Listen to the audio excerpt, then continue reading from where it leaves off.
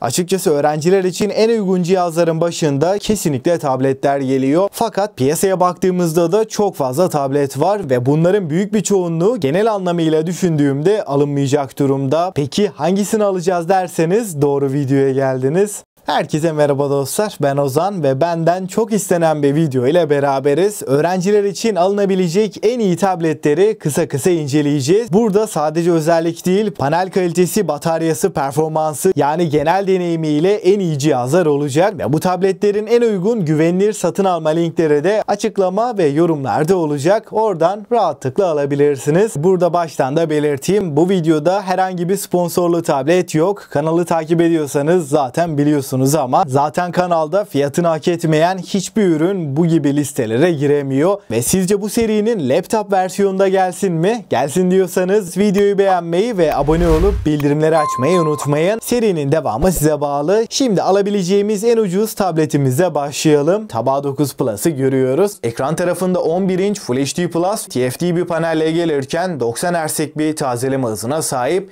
Ekran kalitesi çok yukarılarda değil ama çözünürlük ve akıcılığı düşündüğümde vermiş olduğu deneyim özellikle de fiyatına oranla kesinlikle yeterli. Donanım tarafında Snapdragon 695'i görürken performans anlamında 732G'ye denk bir işlemci diyebilirim. 4 GB RAM, 64 GB depolamayla da beraber geliyor. 1 TB'a kadar hafıza kartı desteğimiz de var. Oyunlardaki performansı da fiyatının çok üstünde diyebilirim. Snapdragon 695 hem fazla ısınmayan hem de verimli bir işlemci. Bu noktada batarya olarak da 7040 mAh'lik bataryasıyla Tab A9 Plus oyun içinde alacaksanız genel kullanım içinde tam olarak bir günü rahatlıkla çıkartıyor. Hatta tablette gün içinde 2-3 saat uğraşıyorsanız da bu batarya 3 güne kadar da götürebiliyor. Batarya olarak da performans anlamında da üzecek bir tablet değil. Yazılım tarafında da Android 13 ile beraber geliyor. Klavye ve mouse desteğinin de olduğunu söyleyeyim. Arka tarafta 8, ön tarafta da 5 megapiksellik bir kameramız var. Dolby Atmos destekli dörtlü bir hoparlör sistemini bu tablette görebiliyoruz. Ben tableti daha çok ders çalışmak, not tutmak için alacağım. Oyunla yüksek performansla işim yok diyorsanız Tab S6 Lite'ın Snapdragon versiyonunu görüyoruz. 10.4 inç Full HD Plus ve TFT bir paneli görebiliyoruz ve maalesef 60 Hz'lik bir tazelemeye sahip. Donanım tarafında orta segmentin en popüler işlemcilerinden Snapdragon 732G'ye yer verilmiş ve 4 GB RAM, 128 GB depolamayla da beraber geliyor. Bu tablette de oyunlarda orta grafiklerde 40-45 FPS'i rahatlıkla alabiliyoruz. Günlük kullanım genel performans yönünde de Snapdragon 732G sizi fazlasıyla idare edecektir. Arka tarafta 8 megapiksellik ana kamerayı ve ön tarafta da 5 megapiksellik bir kamerayı görebiliyoruz. Kamera kalitesi de ortalama seviyede. 7040 mAh batarya ile gelirken malzeme kalitesi olarak da başarılı bir cihaz. Yine alüminyum kasayı Tab S6 Lite'da da görebiliyoruz. 3. sırada benim fiyat performans olarak en beğendiğim cihazlardan Huawei MatePad 11'i görüyoruz. Klavye aynı zamanda bir kılıf görevi de gördüğünden aldıktan sonra herhangi bir aksesuar masrafımız da olmayacak. Ancak bildiğiniz gibi Huawei'de Google ambargosu var. Yani Google uygulamalarını normalde çalıştıramıyoruz. Ancak MatePad 11'de YouTube, Google Fotoğraflar, Gmail gibi uygulamalar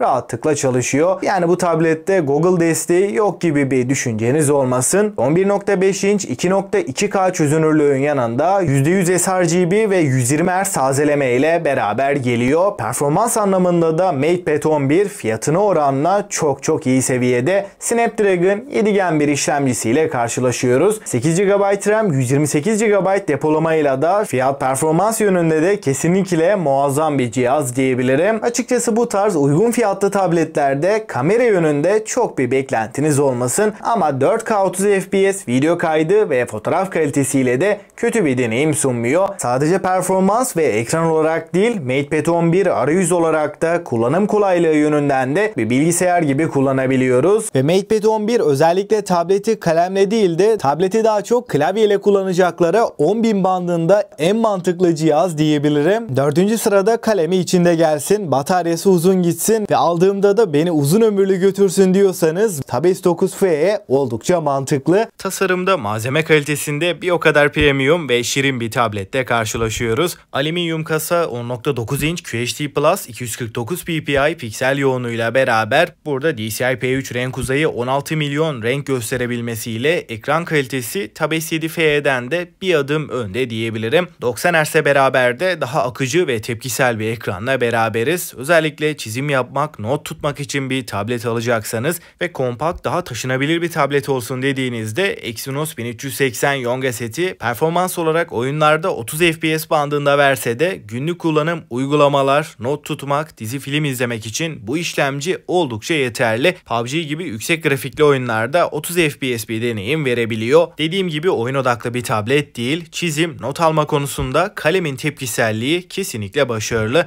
Bunun dışında Samsung DeX desteği tabii ki varken 8000 mAh batarya, 45 Watt hızlı şarj desteğine sahip. Batarya performansı eğer tableti çok zorlamazsanız, yani not tutmak, PDF okumak için kullandığınızda ortalama 8 saat ekran süresi verebiliyor. S9 FE Android 13 ile gelirken 4 yıl Android, 5 yılda güvenlik güncellemelerini alacak ve IP68 sertifikasıyla da olası su sıçramalarına karşı korunuyor. 5. sırada büyük ekran, yüksek tazeleme ve performans olarak gerçekten üst seviye bir cihaz istiyorsanız bu fiyat bandında benim de favorilerimden Huawei'in MatePad Air'ını görüyoruz. 11.5 inç 144 Hz ekranı, IPS bir panele sahip. Burada yine 2K'nın üstünde bir çözünürlükle karşılaşıyoruz. Özellikle de ekran çerçevelerinin ince olması kullanım deneyimini ve tabletten bir şeyler izlerken vermiş olduğu keyfi baya arttırıyor. Donanımda Snapdragon 888 gibi çok başarılı bir işlemci kullanılmış. Hem günlük kullanım hem de oyunlar için gayet yeterli. PUBG gibi oyunlarda 60 FPS'i rahatlıkla alıyoruz. Fiyatına oranla çok iyi seviyede. 8 GB RAM, 128 GB depolamanın yanında 8300 mAh batarya ve 40 Watt hızlı şarj desteğiyle birlikte geliyor. Google uygulamalarını da sorunsuzca çalıştırıyorken, yani bu tablette Google desteği yok gibi bir düşünceniz olmasın. Kamera yönünde çok bir beklentiniz olmasın ama 4K 30 FPS video kaydı ve fotoğraf kalitesiyle de kötü bir deneyim sunmuyor. Burada HarmonyOS 3.1 ile beraber yazılımda da hiçbir problem yaşatmıyor. Yani uygulama desteği konusunda aklınızda bir soru işareti kalmasın. Klavyeli kılıfı da gerçekten oldukça kaliteli. Ekranı, performansı ve bataryasıyla hiçbir noktada üzecek bir tablet değil. Genel deneyimiyle fiyat performans olarak da oldukça mantıklı. Ayrıca şu anda MatePad Air dolardaki artışa rağmen indirime girdi ve son 3 ayın en düşük fiyatında diyebilirim. Almayı düşünüyorsanız elinizi çabuk tutmanızda fayda var. Listenin son sırasında benim için batarya performansı ve gerçekten benim büyük bir ekrana ihtiyacım var diyorsanız Tab S9 FE Plus'ı görüyoruz. S9 FE Plus'ta ikili kamera sistemi ve 12.4 inçlik QHD Plus ekranı burada da görebiliyoruz. Donanım olarak 8 GB RAM'in haricinde S9 FE ile hiçbir fark yok. Ekran büyüdüğü için bu ekranda çalışmak, not tutmak kesinlikle daha keyifli.